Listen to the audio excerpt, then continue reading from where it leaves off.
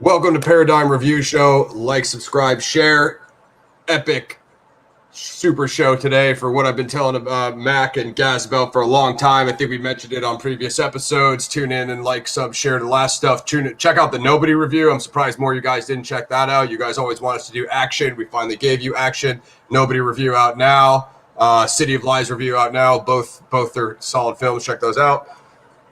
Darkside of the Ring, directed by my favorite director in the game, Hobo, Shotgun with the director, Jason Eisner. Make sure you follow him on Instagram and Twitter. Make sure you follow Darkside of the Ring on Twitter. We'll drop tags and links below. We're watching this on Hulu, Mac. You got find this any way you can. If you have to go to the ends of the earth and find this by alternate means, make sure you find it and watch this show. If you're a wrestling fan, watch this show. If you're a documentary fan, watch this show. Sports fans, watch this show. Hobo with the Shotgun fans, watch this show. If you're a Tree Venge fan, just watch this show anyway. You don't even know. This show is ridiculous.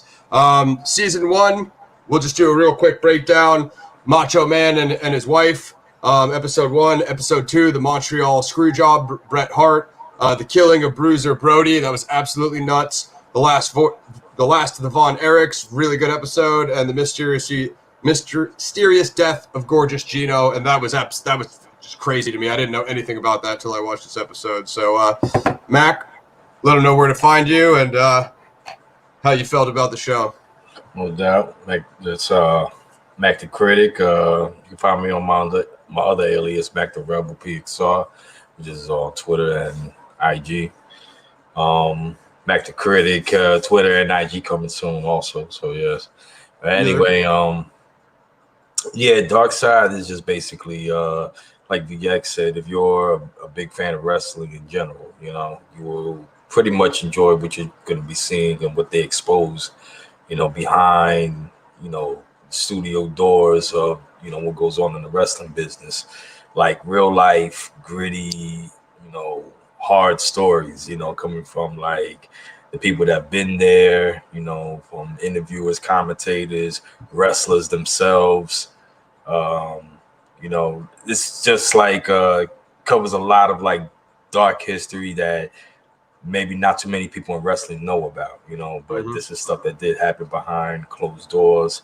A lot of interesting stories, like most of these like wrestlers, I'm sure me and BX, we seen since we were kids and all that, getting into their more, grander like platform where they are in the wrestling federation, and just, goes from the stories from not just WWE/WWF, but also WCW, ECW, the wrestlers, and everything that goes behind closed doors from there, So my thing is like, you're gonna get like a bit of everything, from sort of a tragic love story to the business side, how things get screwy with like snakes and everyone in the business trying to like not give these wrestlers a shot half the time, to there's double crosses, to arguments, to fights, to all this craziness just going on, So this is definitely, it's definitely like one of those like you kind of knew when you were young, but you didn't even know, the full story of everything. Well, a lot of it was is covered up, as Max said too. A lot of these things weren't broadcasted in the news, and WWE and other leagues did a lot to cover things up. So, like Mac was saying, a lot of this stuff was kind of in a gray area back then, and then as things have been more researched and more has like kind of come out about these things, you started to learn more about it, and as Max said, hear more about it in shows like this.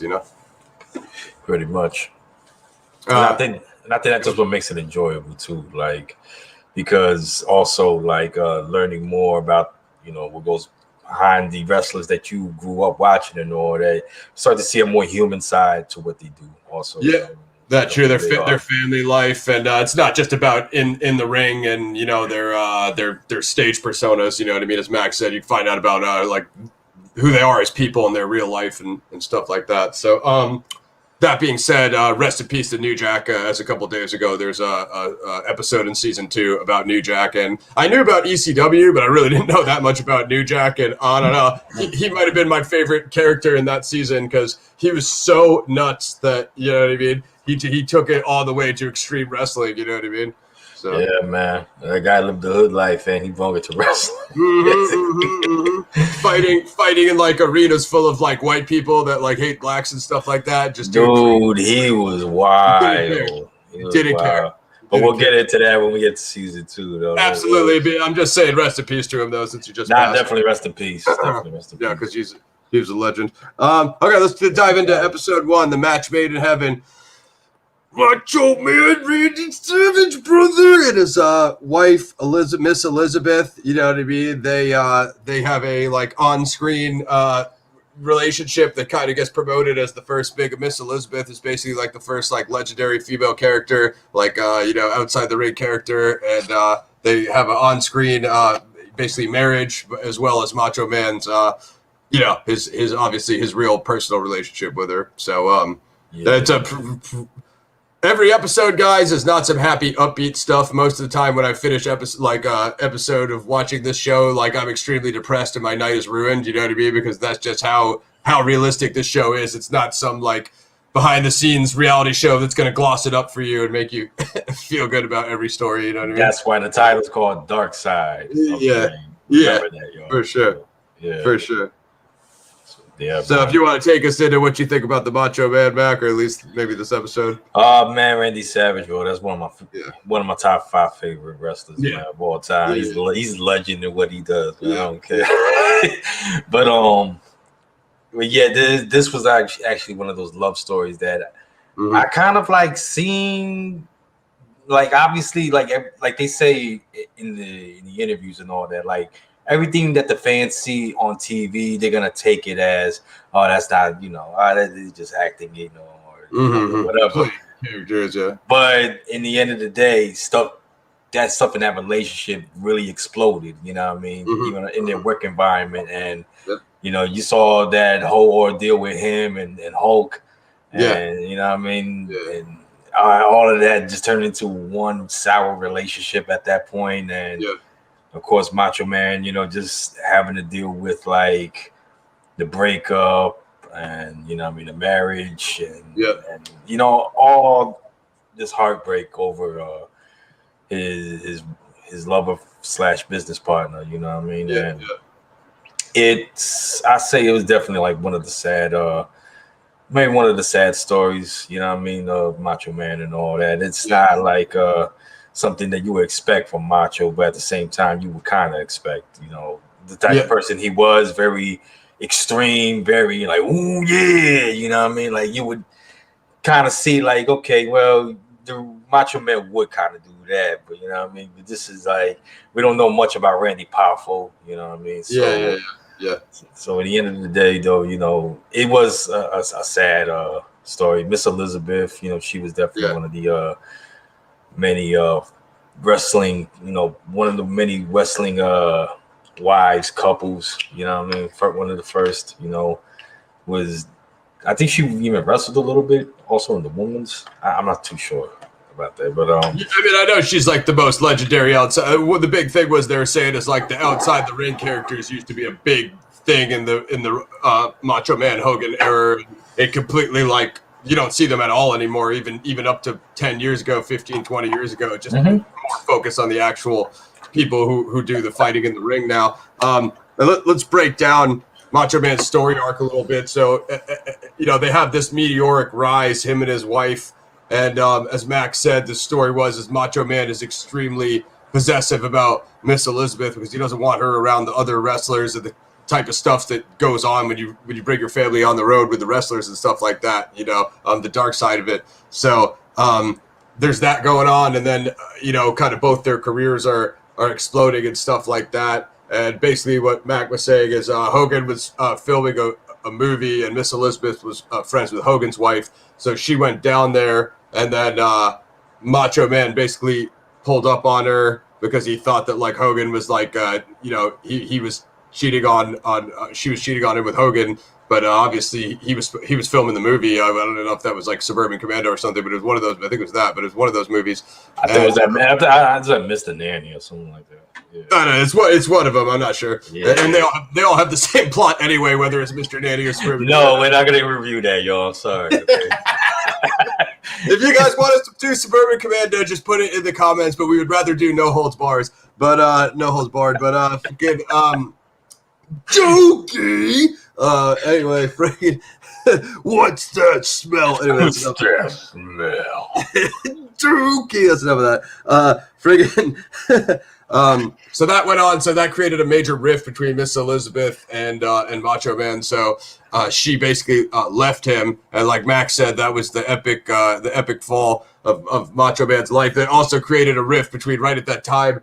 Before that time, Macho Man had linked up with Hogan, which created the most legendary 2-on-2 duo team of all time, the Mega Powers, when they had their legendary Cream with the Crop promo with Mean, by God, Gene. And so, you know what I mean? That created the rift there. So at that time, Macho Man had put out a fight challenge to Hollywood Terry Hogan, and he wanted to have the WWE put on the first real fight. And also, at this time, Macho Man is 1-0 in diss tracks versus Hogan with the legendary Be a Man Hogan diss track.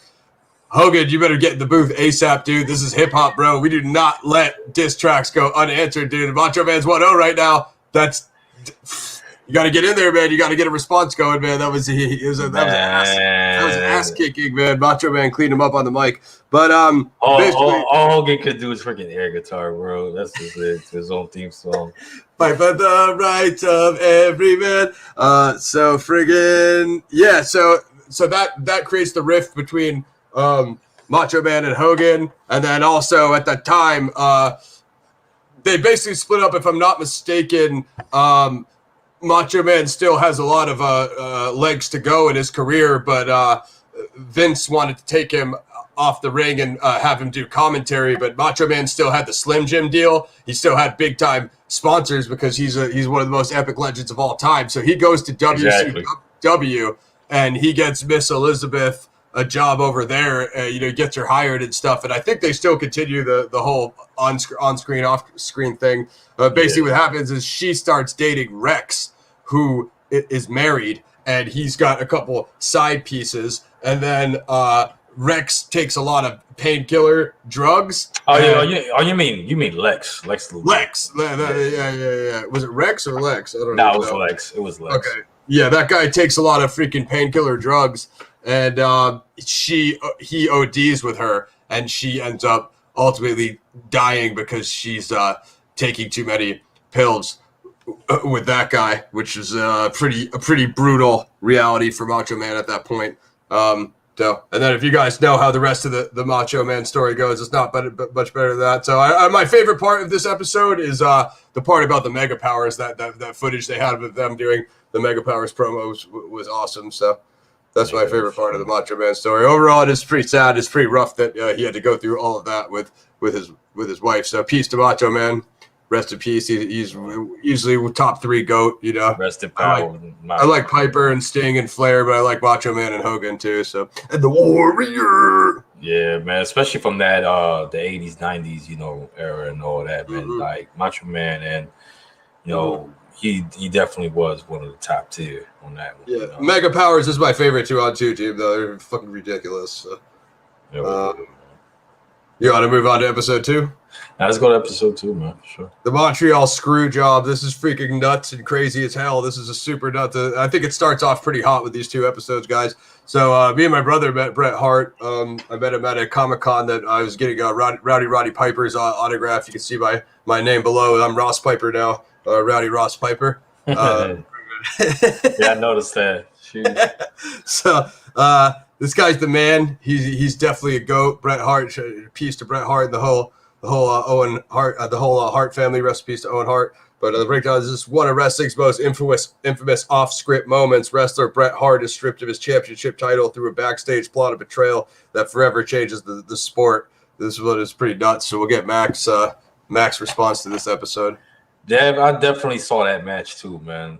Believe it or not, that match between Shawn Michaels versus Bret Hart and Shawn Michaels. Yeah, I definitely seen that match, and I ain't gonna lie, I was just wondering to myself what's going on. You know, that's the first thing. You know, when you're a fan and you're looking at it from the outside in, you're gonna look at it as what's going on. You know what I mean? Like what Shawn Michaels was giving him the sharpshooter, and then all of a sudden, twisted around, and he just didn't want to get pinned. Basically, and obviously, like just to hear the story, about that also, and Vince McMahon's hand in all that, and it's very you can understand why Vince McMahon hasn't even shown up for an interview on this yet. Just because he's not going to. Oh man, there's so many crazy nuts parts of this story. Like I was loosely kind of like, I knew the whole story. It was a conspiracy, blah, blah, blah. But the way they went into it in this and gave you those kind of background details, I was like, I did not understand at what magnitude this crap was, because it was crazy, This is like the JFK of the wrestling world, you know what I mean? There's just so many, dead ends, and you know what I mean? You can't, like Max said, you can't really, you have your theories, but everyone's saying something different. So no one really, it kind of seems like, except for the league, nobody really knows, maybe Vince and a couple other people, because those other guys they're interviewing, those guys are former WWF execs, so yeah, for real. And it's crazy too, man, because they know the truth and all that, and they've seen it for what it was and all. They're like, some agree Brett did get screwed over on that, some believe they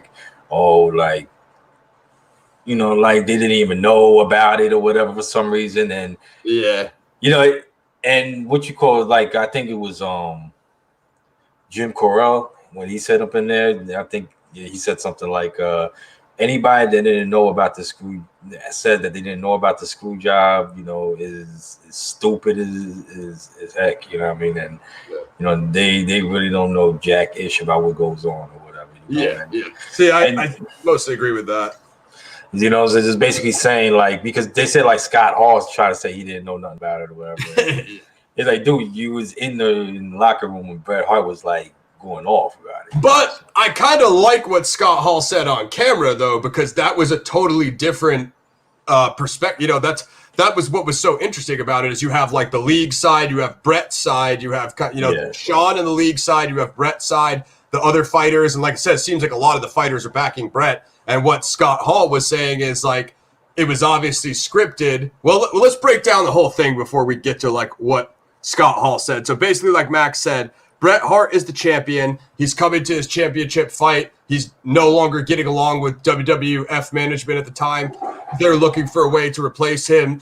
Shawn Michaels is the hot young gunner, pause. So they want to give him they want to figure out a way for him to get the belt, but as Max said, Bret doesn't want to lose his belt, and he doesn't want to get pinned. So he's thinking about going to WCW, and they create this Montreal fight where Bret was basically telling him what? He was basically telling him, I'll walk out of the ring and vacate the belt respectfully, and I'll give it to Shawn, basically, as long as you guys don't dick me. It was something like that. You know what I mean? It's been mad long. Wanted to make it easy, yeah. Since I've seen this episode, but Vince was saying a champion has to get pinned and lose their belt in the ring, for whatever reason. I'm not even sure. But anyway, this gets hilarious, guys. When you hear what happens in Bret's freaking dressing room after the match and shit, so basically what ends up going down. So as Max said, WWE creates this conspiracy where, oh man, who was it? Was it the guy that you referenced was talking about? He went back to watch. They were like, how can we get rid of him? And they went back to watch the old tapes. And what was it, 1920s tapes or something? And it was the other guy, the guy's opponent used his own finisher on him. And then the ref called it tapped out. And that's how they got the idea. So so the idea was to have Shawn use the sharpshooter on Bret and then have the ref call it. So when he had him in the sharpshooter, Bret looked at Vince, right? And Vince was telling the ref to call it, right? I'm pretty sure that's what happened, right? That's exactly what happened. So Bret saw himself getting jerked in real time in the moment, you know what I mean? Which is freaking crazy. So when it's over, he calls out Vince, and this is the on-camera chaos Mac was referring to, when anarchy breaks loose, when Bret gets the official jerking. He spits in Vince's face, and he draws a WCW, and that's basically promoting the rivalry, showing where he's going next on the platform, and that's a major no-no on Vince's network. And Scott Hall's point was, he felt like it was scripted because when Brett drew that WCW with his finger, they could have just cut the camera off of Brett, or they could have cut it to something else, which I think is a good point. However, I don't know if that was a thing back in the 90s. Like nowadays, we know that'd be instantaneous, but back then, I don't know why they wouldn't have that capability back then, but maybe if they were just limited in camera, number of cameras and operability. So yeah, it's a big crazy thing, it's a big crazy story. So I think they didn't know what he was gonna write on there, because if it was scripted, then no, they definitely didn't know. Yeah, well, if they didn't know, then I guess I guess that's why they let him write him on there, because they figure what, like we don't know what he's gonna write or whatever. We don't know what he's doing next, what he's gonna do next. And when he wrote that in, I think they told fans and him enough what he was gonna do next and all that. And even he got the CW chapter where he felt like, now you guys are jerking me around. Now he just sees the business for what it is, and it's just like one big jerk change show, especially feeling like Bret Hart doesn't belong no more in the wrestling business and all that. And, and dude, he was one of the greatest freaking wrestlers in the business, Definitely said it like he was the best there is, best there was, and best there ever will be. And yeah, man, and he proved it time and time again in that ring. So I think it would have been like BS, just to take strip the belt from him like that, It was a classic jerking. When he could have, when he could have done a more honorable way, like he said, Yeah, exactly. If he's going to another league, then just come up with some kind of peaceful ceremony for him. But I mean, Vince just can't do that because he could never back down from his ego. So that's the big debate, guys. It's whether you think it was scripted or whether you think it wasn't. Yeah, I agree, but. Like Mac, what you were saying is they didn't know what Brett was going to do, but Vince could have still called upstairs to the editing room and been like, cut camera 1 onto camera 2 and just, film the commentary table or go to something else. You know what I mean? That way you wouldn't see Brett doing the WCW on camera. But that's what makes the conspiracy so interesting is no one knows. You know what I mean? Exactly. So, but I think if it would have gotten violent though or whatever, they would have cut the camera and what, I agree. Like if he would have threw broke a bat with the windshield, whatever, throw a brick or whatever, instead of just writing WCW. But so on Mac's point, later that evening, spoiler alert, guys, it did get violent. Vince, being Mr. Tough Guy who can never take no for an answer, Mr. Tough Guy. He got decked. He decided to stop by Bret Hart's dressing room for a little chat.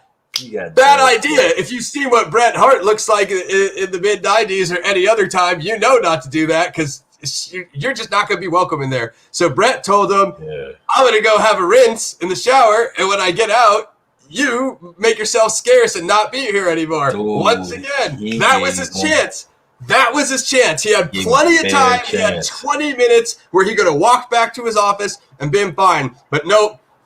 Mr. Tough Guy, Vince McMahon, sticks around for a little chit-chat, so Bret gives him a Mike Tyson uppercut that knocks the guy into outer space, cleaned his clock, smoked him bad. That's why I don't think it was scripted, because Bret smoked him so hard when he got out, smoked him, and it was just a clean KO. So it was a TKO. So they don't have that on camera, but what they do have is Vince walking out after, and his legs look like shaky noodle legs like Gumby. He's so shaky, he just looks like he got smoked. So we'll get Mac's reaction to that. You already know my reaction to that, dude. I think he deserved it, man. McMahon just same here. You know what I mean? Obviously, some say outside camera or whatever. Oh, I worked with Vince and, he paid and that's all. And that was all there is to it. Yeah, he's better. I didn't think much of him. He's better behind the scenes, all that other stuff. But the top tier wrestlers, the one that were close to him, Steve Austin, all them, man, they know what Vince is all about, man. Shoot. Half of the time, that's why they just wanted to keep it out of the, out of that circuit or whatever of getting screwed over, crossing the lines between getting screwed over and showing what was actual reality and all that, because some of them was just paid to do a job and all that and wrestle, I respect that, but at the same time, you know, these wrestlers that been around, and like Bret Hart said, he put in the hard work, he put in the you know, the entertainment, the endurance, the energy to that whole crowd. Yep. This is how you're gonna do me? Like, is that what I'm worth to y'all? Well, okay, you want me to see me go, I'll go, but I'm gonna go the way I want to go, and that's exactly my own terms. what he did, on his own terms. And definitely in the end, let's Vince McMahon know that it was on his own terms right there. Decked him right there. Like, there you go. I'm surprised that didn't happen to Vince sooner, but he had just never screwed over anybody that badly yet. It was only a matter of time, as Max said. But yeah, man, it's a crazy story, man. I totally believe that. I believe kind of Brett's side. I do see Scott Hall's point, but yeah, I mean, it's like a confusing thing. Like, I think to tie this one up, just like, you know, the whole difference between back then when, you know, people were kind of stuck in their characters and almost really playing their characters for real versus the age where Vince wanted everybody to just go over to entertainment, that, you know, kind of making it more known that, you know, they were obviously playing these characters. For a while, that line was a gray area, you know what I mean? That's kind of what this transition is part of, you know. Right. If you don't have anything on that, Smack, I say let's move on to. Nah, we'll move on to the next one. Great episode, though. I'd give it a freaking Definitely solid 9. It was crazy. Definitely check that out, guys. If you like Bret Hart, you're a wrestling fan, you want to hear the truth on that, very dope deep dive. See how dirty wrestling business gets? Check it out. Yeah. Grimy. The killing of Bruiser Brody. This is freaking nuts. Wrestlers relived the tragic evening in 1988 when they witnessed a locker room confrontation that resulted in the death of legendary wrestler Bruiser Brody. This is crazy for me. I didn't really know that much about Bruiser Brody, but this is one of the crazier things that happens. This is another one of the murders, obviously, from the name. And yeah, this is it. I learned a lot about the Puerto Rico faction and some of the stuff they went into. Deep dive on this. But what do you think about this, Mac, being part of your homeland? This gave you some of the grimy backstory of the. Nah, I mean, like, the only thing I know about, like, Bruiser Brody is just basically, like, he's just one of the wrestlers that swings around a big chain. You know what I mean? But I feel like the wrestling circuit and PR, I think they were feeling him a lot more based on the fact that, you know, he's always gone I think that's where he started out at and all that, and that's where he most of his fan base is from PR and all that. So basically, you know, that was their number one. That was their Stone Cold Steve Austin, you know. And I think it was kind of dirty at the end, you know what I mean? I think that was effed up. You know, Tony Atlas was the one that was there that seen it all. And he said it. That's what happened. And mind you guys, this is dating back from the 70s, 80s wrestling era. You know what I mean? So I'm not too, you know what I mean? I'm not too like you know, keen on all the details of what happened then and all that. You know, I was born in 85, so we were both born in 85, so we were 4 when this happened in 88. But like I'm saying, I mean, I'm not an expert on it of when it occurred, but like we were saying, us having this insight now and looking back on it is like crazy. You know what I mean? I'll say this much about it though: learning about the story and all that, I saw how, you know, how dangerous it can even get too. You know what I mean? Like, you're gonna have wrestlers that you seriously do something to one day, and then the next day they want to like plot your murder, you know?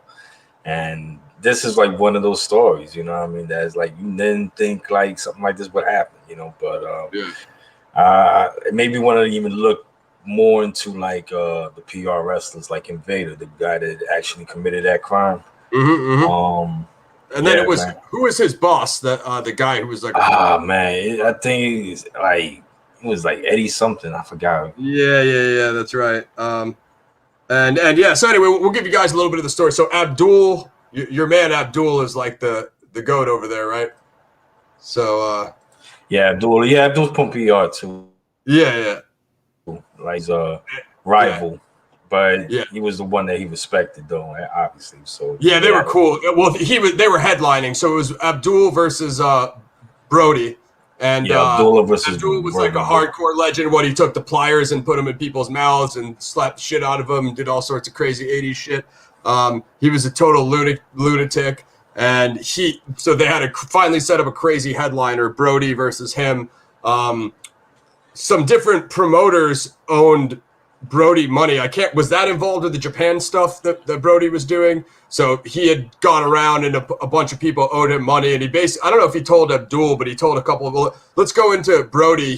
This dude is huge. I don't even, what's he, 7'5" or something? This guy's a former NFL player. I think he did like 2 years in the NFL or something.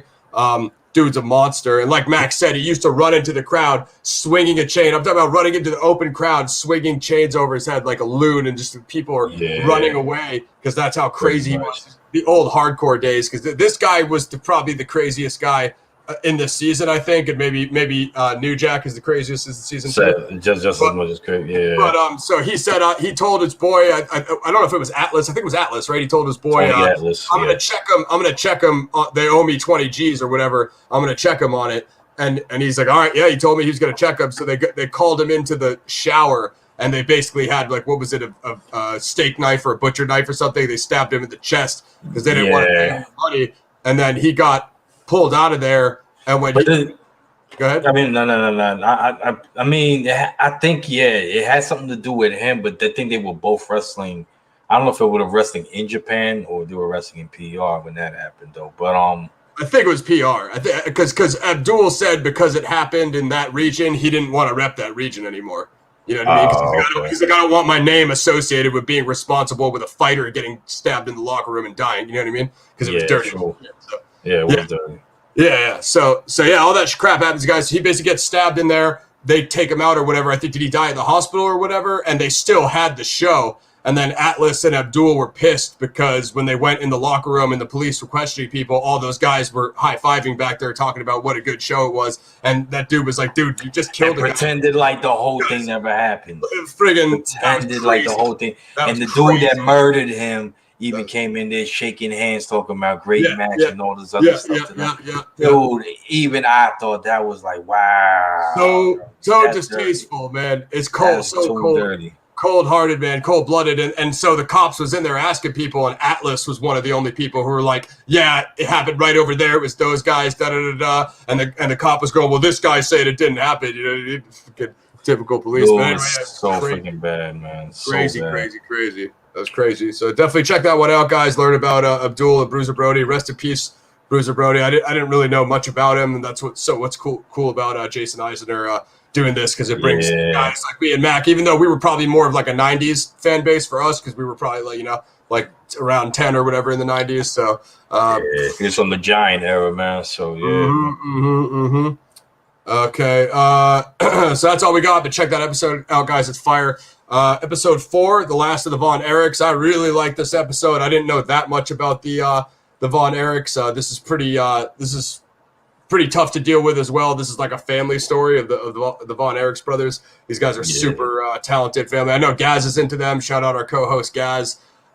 He watches a lot of AEW now, and he still follows some of the Von Erichs. So facts. Shout out Reme. The last surviving brother, the legendary Von Erich wrestling dynasty, revisits the tragedy that plagued his once iconic family. Yeah. Did you know about the Von Erichs, Mac? One of them. One of them did a small time little stint on a WWF and all that / WWE. But this is like early 90s and all that. And yeah, man, I mean, I didn't know too much about him and all that. All I know is that he did exist at that time, and I seen him wrestle. I mean, my thing is like like learning about this episode and learning about the story of them and all that. I guess like it shows even the ones that don't hardly got the name, or probably had the name ringing for the longest time and all that. There's still fans out there that don't pay too much attention about the legendary wrestling family and pay more attention to the superstars and such. But learning about this, though, it shows like even they kind of deserve legends by their own right, being who they were, a wrestling family who all, every single one of them and all that. They even had that one fraud, Von Erich there and all that. And, people can even tell if he was family or not. Like, nah, that's not him. You know, I think that what makes it epic though is just like stuff like that is just like shows how like legendary they were, and it's like how popular, it's like you got another guy who wants to be one of them, and like he's not even a real one, like you said, because the name is so popular at the time or whatever. Exactly, and they all had their own personalities. You know what I mean? Yeah, definitely. Too, they weren't like the Smoking Guns or Legion of Doom or whatever. They were just Von Erichs with with each and single one of them being who they are. You know what I mean? And being a champion by their own right. Like Kerry freaking Von Erich, I think was probably one of the best one out of them all. For what it seemed like so. Yeah, it's another wrestling dynasty. The Von Erichs, like the Harts, or you know what I mean. These dudes are just bunch of jacked, freaking all American dudes. It's a jacked American dude. So I wish is it Eric Von Erich? Is that who this one was? Anyway, this dude that they focus on, he's out in like Hawaii now. He's like kind of like semi-retired out there now, and he's just kind of recanting the story of the dynasty. But he's got his sons out there now who I think are like indie wrestling. So it's Kevin Von Erich. That's who it was. It's Kevin Von Erich, yeah. So it's focused it goes from him telling like the story of him and his brothers to him being out in Hawaii, retired, telling the story of him and his sons, kind of the new chapter or whatever, and how those dudes are basically still wrestling and stuff. Those dudes are crazy. They're like doing backflips like in Hawaiian like fucking waterfalls. Like those dudes are fucking crazy athletic. You know what I mean? Freaking shadow wrestling. So rest in peace to Von Erichs. Shoes. Yep. So another story like the Harts. Another rather sad family story. Similar dynasties of all the trials and tribulations that a dynasty like that goes through. Fighting in the league, but it's maybe we'll be able to revisit that topic with Gas, because I know he follows the Von Erichs pretty closely. So another dope episode, guys. I'd definitely rank it very highly. This season is really dope. To be honest. I didn't know Kerry Von Erich was the Texas Tornado. That's the only thing that threw me off right there. Like I remember the Texas Tornado. Okay, yeah. Kind of like how Owen Hart was what Blue Blazer. The Blue Blazer. But that was I knew him as Owen Hart, though. I never knew him as but I guess I think he had that back in the day because he tried it and then he was like, no, and he blew up like off his own name. But then later on, remember, they tried to make it Blue Blazer again, and like we'll get into it in season 2, but that's when all the execs were like, no, you don't take a star and put a mask over their face. Like, that's terrible. Anyway, rest in peace to the fallen Von Erichs. Last episode, guys, the mysterious death of Gorgeous Gino. This is my episode because this is like some Italian Sicilian mafia stuff. So this was like watching the Gamora version of Darkside of the Ring. You know what I mean? Like, this was so dark and grimy. I think his episode they should make a movie of that one. I agree. Yeah, if they start making more wrestling movies, they should definitely do this, because this is crazy. Although this seems like something that Vince doesn't really want to promote much, but because that's kind of what happens when you bring the crime element in. Dude, he was Rick before Rick was Rick, man. Like, that's Gorgeous Gino is like this. See if I can get the reflection on my screen. He's this crazy looking freaking. Where's he from? Montreal, or he's from Canada, I think. Right? Was it Montreal? And this dude is like, okay, for 30 years, the family of wrestling star Gino Hernandez believed his tragic death was a drug-related murder. He's Texas. He's from Texas. My fault. Okay, but yeah, I think he lived in Canada, didn't he? I thought that's where he got killed. I'm pretty sure it was Quebec. I think it was Quebec. I don't know. Startling new revelations are revealed to his still grieving mother. So basically, he is a dude that starts wrestling and gets his name up, and then as things go on, I think when he kind of started out, he was maybe doing some stuff for his crime friends. I think he was just like an enforcer or something, you know what I mean? Because he was a huge jack dude. They told that one story where some NHL player was like talking crap at the bar about wrestling being fake, and then Gino slapped him around and like put his face through the hood of like Corvette or something, and completely smoked that guy. So that's how you learn like wrestling's not fake. If you try to go up to a real wrestler from the big leagues and say that to them, that has never worked out one time in this show in any episode. So definitely don't do that. If you ever meet a WWE guy, do not tell them wrestling is fake, because that's crazy. What they do is not fake, man. It'll be akin to suicide unless you want them to suplex you on the pavement in the street. It won't feel good. So he beat up that guy, and then the way I understood it, I think he was doing some on and off enforcer stuff. Hopefully I got this right, for the Mafia, some guys he was friends with. And then he, later on in his career, I think he was still trying to wrestle, but he had aged on and the years had packed on his body, and I don't think the money was coming in the same. So I think he went back to dabbling and probably helping those guys with some stuff here and there. And that's when did he tell his family to like go out, or they were going? He sent them out to the store. They were on vacation or something, and he was the only one there, sitting there at the TV. And they came in and they found like the guns on the floor from just the guys just like kicking open the door, running in, and just spraying him while he was sitting there on the couch or on the TV chair.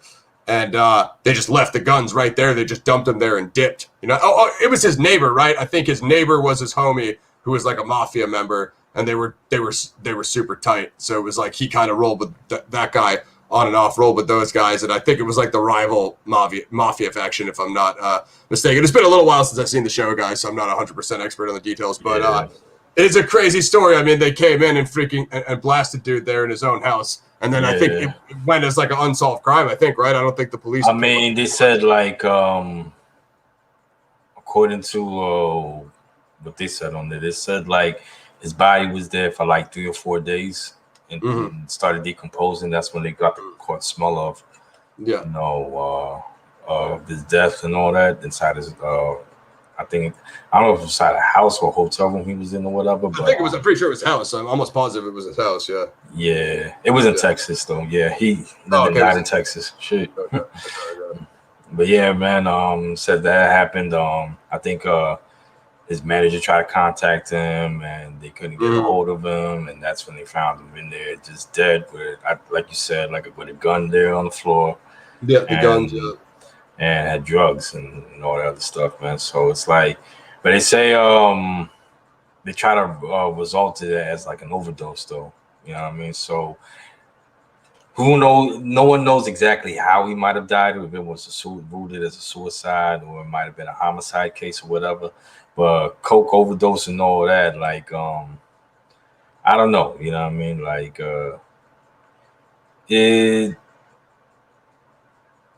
I don't know, because like my thing is like if it was a homicide or never, then what do? They just like strap him down and just shot him full of coke, or you know what I mean? Like because you know what? My mistake. Yeah, the one I was thinking was Dino Bravo in so I messed that up, guys. Yeah. So I know which one this is. Because I was kind of trying to think about what you're saying, but he was involved with some people though. No. Yeah, that was another thing. Yeah, that was so he was in the drug trade. Yeah. He was involved with some people when I believe like at the end, after his death was everything, and they came to the funeral. I believe one of the men approached his mom saying that Gino did owe them money, but they were gonna pay for the funeral arrangements and everything. Then just like that was it right there. Like they found that to be oddly suspicious. Like, who was this? Who are these guys asking about Gino owing money and blah blah blah?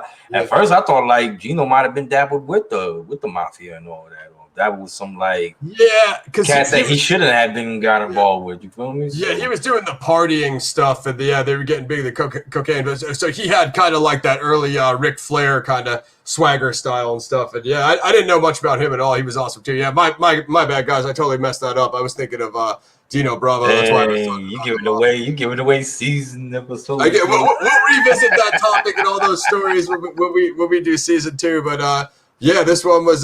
Gino was a flashy guy, y'all, and he just got dabbled in some drugs and other. He got tied up in the cocaine trade and stuff like that. They try to rule his death to be quietly mysterious. They didn't know if it was a homicide. Yeah, they said cocaine intoxication was what the coroner's report was. But as Max said, like, that could have been forced on him, or that could have been forced injected in him. So they don't necessarily know if it was just a standard overdose of just him doing it himself. Based off money he might have owed. So the type of deals that he was in. So that was crazy too. There is one more episode. Do you have anything else on Gino?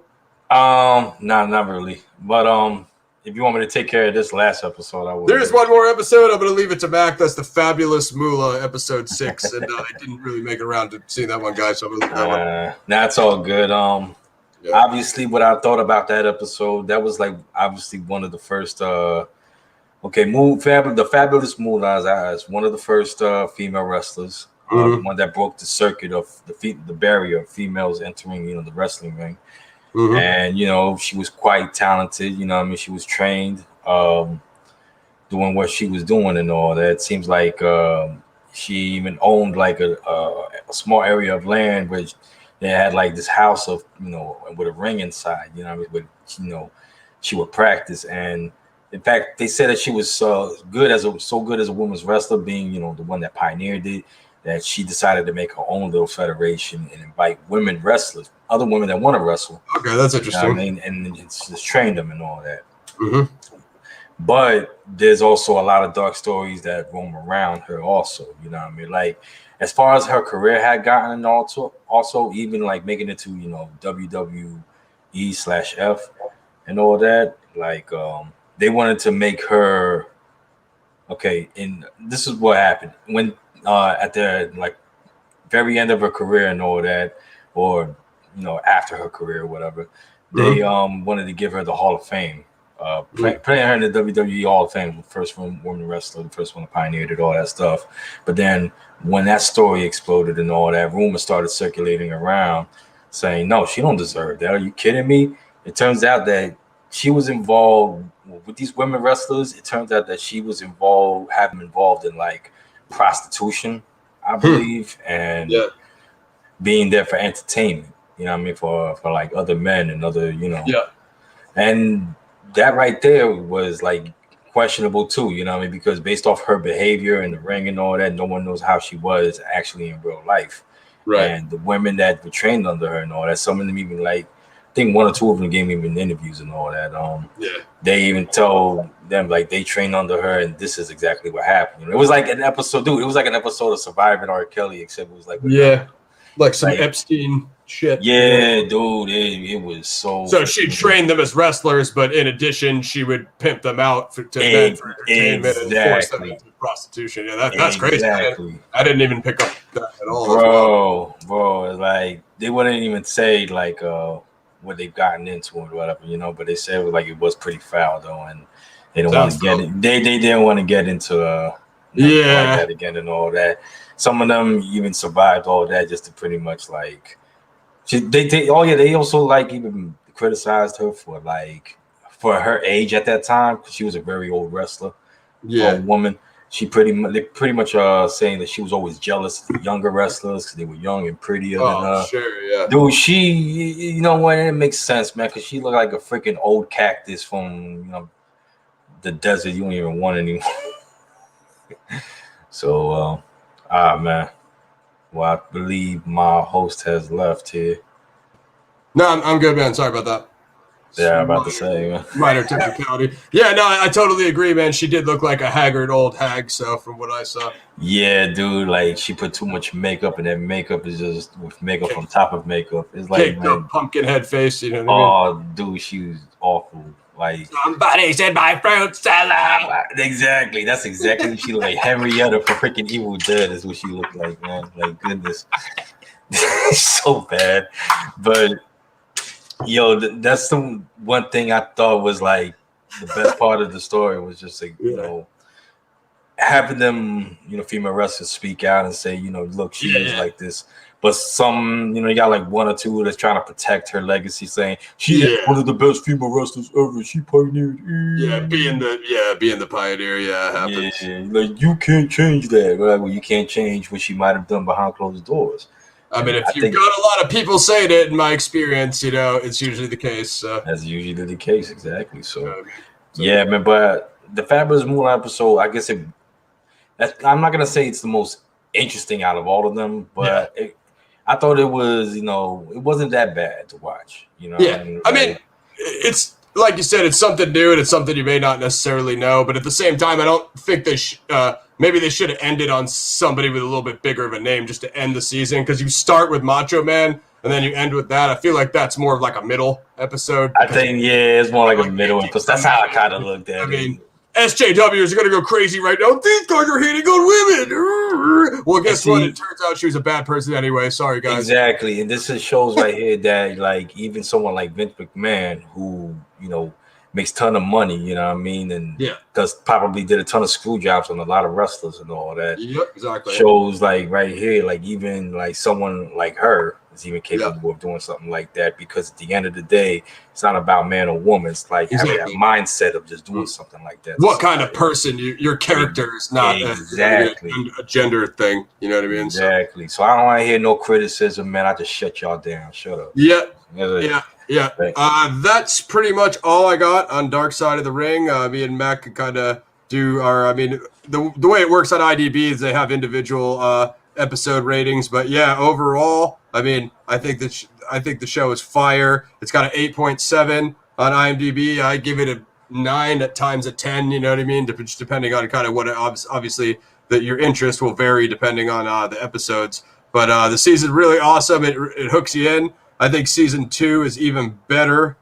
Season 2 has 10 episodes. This one only has 6. So we'll be covering season 2 soon. Hopefully we'll have Gaz rejoining us. Anything else?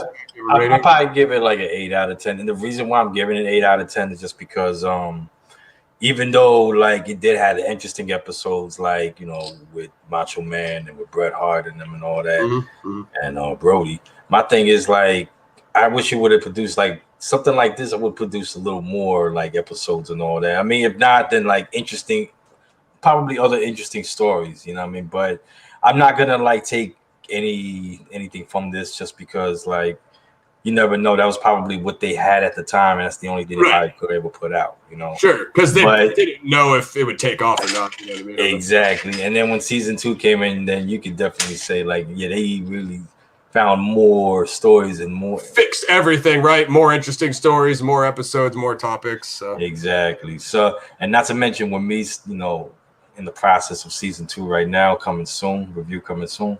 Yeah. As well as season 3.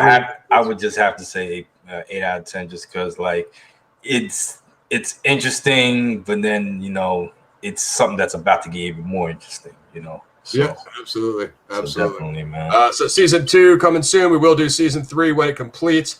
Coming up next, we're probably Gaz and I are probably going to do Warrior season 1. We're trying to get Mac caught up on Warrior. We have a short coming up, and what else do we have? Warrior. We'll probably do Castlevania season 4. I'm trying to get the boys to do Tenet. We're hoping to do Army of the Dead. So those will be the next few that are coming up. Any requests or things you think we would like, take a look. Leave us feedback and like, sub, share in the bottom. We generally do action, sci-fi, crime, things of that nature. Gomorrah season 4 is coming soon on HBO Max, May 20th, which is in 5 days, give or take. So I'll most likely be covering that. So look out, coming soon. Ross Piper, Mac the Critic, Dark Side of the Ring, season 1, Jason Eisner. Check it out. It's amazing. Like, sub, share, Paradigm Review Show. We are out. Peace.